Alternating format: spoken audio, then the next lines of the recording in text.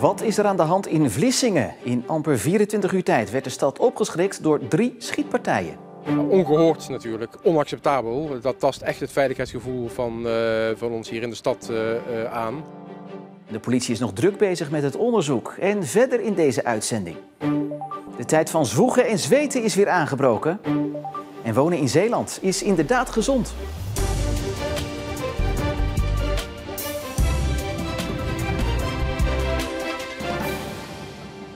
Goedenavond. Veel lawaai, kogelgaten in ramen en onrust. En dat allemaal midden in Vlissingse woonwijken. Bewoners werden daar gisteravond en vannacht opgeschrikt door in totaal 3 schietpartijen op 3 verschillende plekken. De eerste melding kwam uit de buurt van het Pablo Picassoplein. Getuigen zeggen hier 5 schoten te hebben gehoord. Er vielen geen gewonden, wel zit er een kogelgat in een raam. De tweede schietpartij vond vannacht plaats rond 4:30, 600 meter verderop in de Hercules Zegerstraat. Ook hier wordt alleen een kogelgat aangetroffen in een raam, ook hier geen gewonden. En dan de derde in de Scheldestraat. Tijdstip is onbekend, maar vanmorgen zat ook hier een kogelgat in de ruit en wederom geen gewonden. We gaan naar verslaggever Niels Schuurbiers. Die staat op het Pablo Picassoplein in Vlissingen, de plek dus van het eerste schietpartij. Ja, Niels, jij bent vandaag heel de dag bezig geweest daar in die buurt, gesproken met omwonenden. Wat is hun reactie? Ja, sommigen reageren heel gelaten dat het niet de eerste schoten zijn die ze hier hebben gehoord. Anderen zeggen weer dat het hardere knallen waren dan dat ze eerder hebben gehoord. En 1 buurtbewoner die ik heb gesproken zegt zelfs de schutter in de ogen te hebben gekeken. En ja, die buurtbewoner en de kinderen van die buurtbewoner zijn daar heel erg van geschrokken. Dus dat is geen goede nachtrust geweest. Ja, het zijn dus best wel heftige reacties. Nou, nu 3 schietpartijen. Is er ook al een verband te leggen tussen die 3? De politie doet onderzoek en kan nog niets zeggen over een mogelijk verband. Ja, daarbij moet je natuurlijk wel zeggen dat 3 schietpartijen op 1 dag... dan moet het wel heel toevallig zijn als dat allemaal niets met elkaar te maken heeft. Maar of er een verband is en welk verband dat is, ja, daar doet de politie in ieder geval nu nog geen uitspraken over. Ja, nou ja, de schietpartijen hebben in ieder geval tot veel onrust geleid. Heeft de gemeente daar ook al op gereageerd?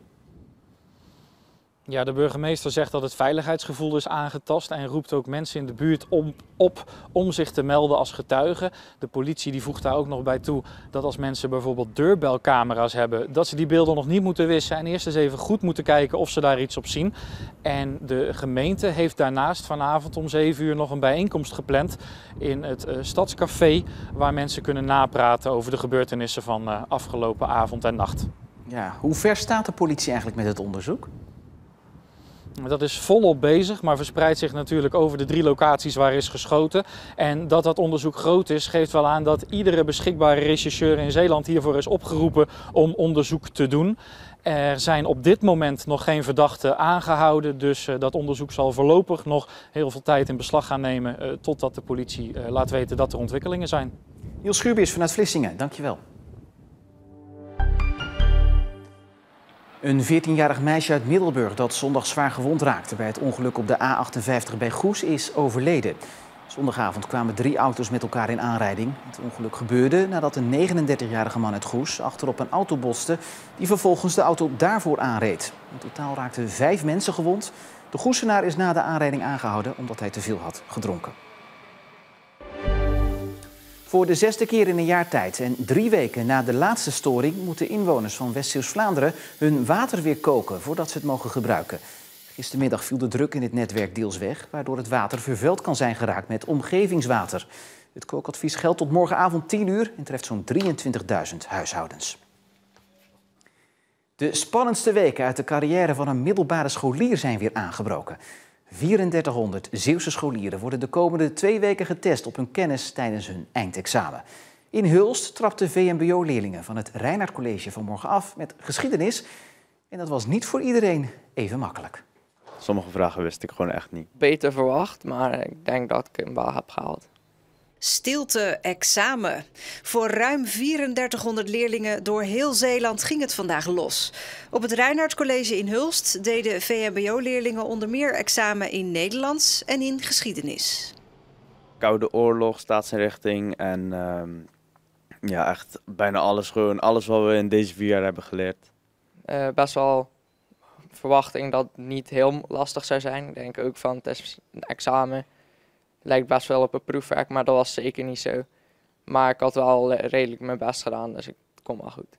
Toen je daar net ging zitten daar en je dacht van nu gaat het gebeuren? Het was ineens heel serieus. Ja, ik dacht het is maar een examen, maar het was echt heel die zaal helemaal vol en ja.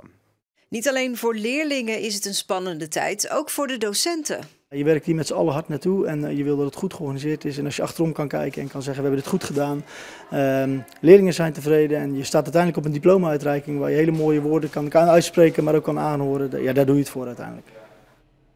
Aangeschoven is Marieke Kerklaan. Ja, ruim 3400 Zeeuwse leerlingen doen mee. Is dat een beetje gelijk verdeeld over de onderwijsniveaus?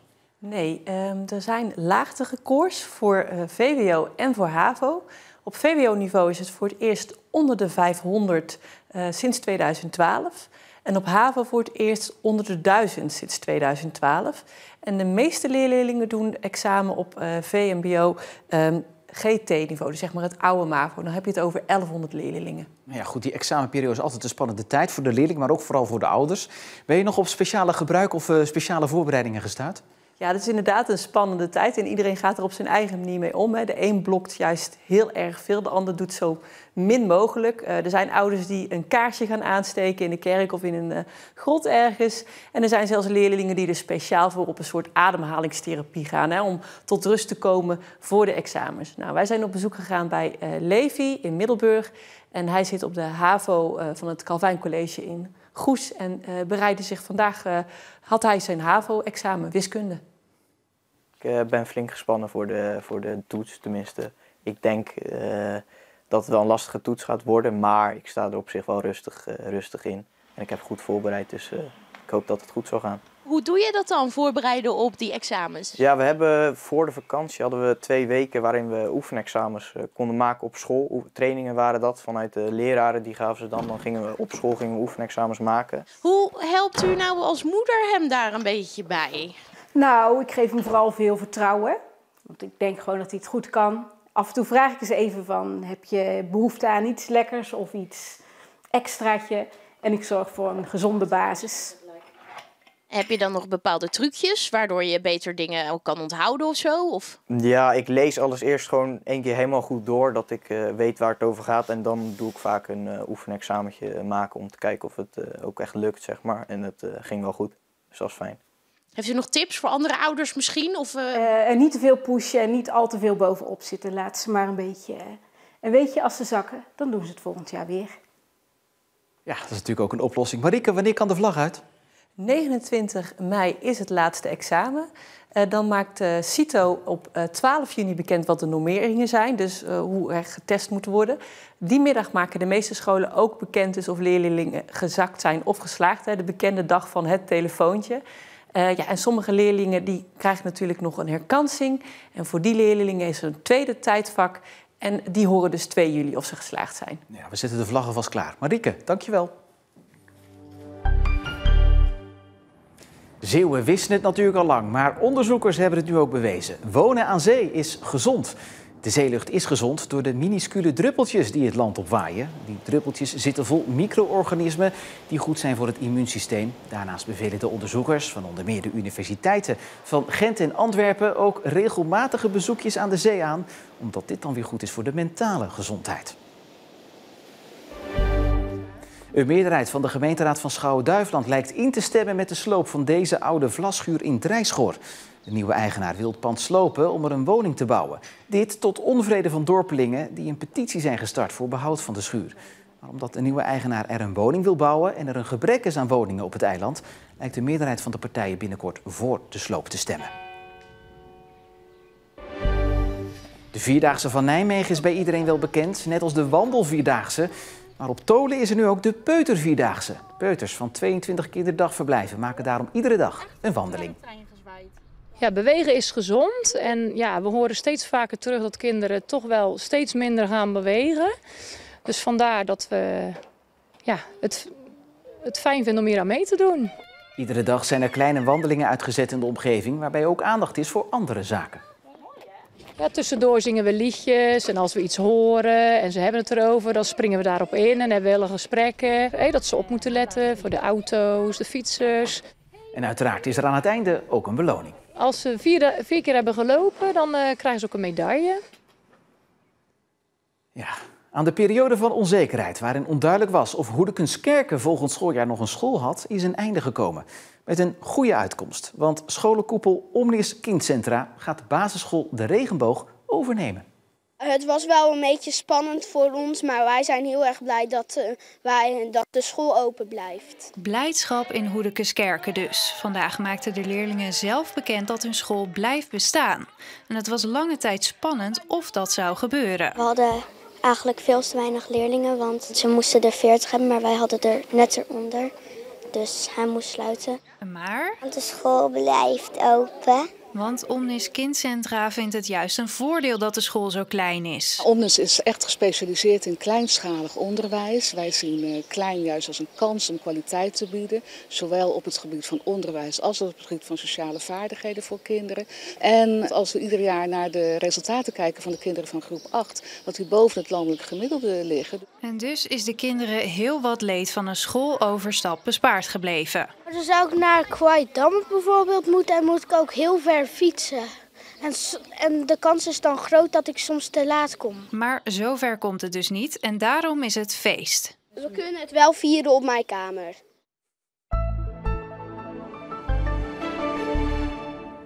Het startte zonnig met wat sluierbewolking. Dat veranderde vanmiddag naar stapelwolking en verandert de komende uren in gewoon bewolking, met mogelijk ook regen. Morgen is het met veel bewolking een lekkere, treurige, grijze dag. De dagen erna verandert dat in donkergrijs om de feestvreugde verder te verhogen. Ja, ben benieuwd wanneer we weer kunnen gaan schaatsen. En dan iets anders vrolijks, want als steuntje in de rug voor Joost Klein was vanmiddag op veel carillons in Nederland Europapa te horen. In Zeeland werd het lied gespeeld op het carillon in Vlissingen en dat klonk zo.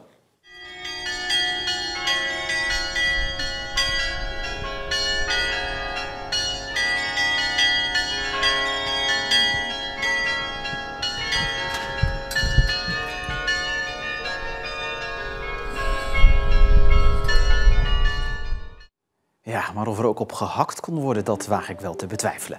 Op onze site en in de app vind je de volledige clip. En tot zover deze Zeeland Nu voor vandaag. Maar van het Zeeuwse nieuws hoef je natuurlijk niks te missen, want via onze site en de app houden we je uiteraard op de hoogte van het laatste Zeeuwse nieuws. Voor nu een hele fijne avond.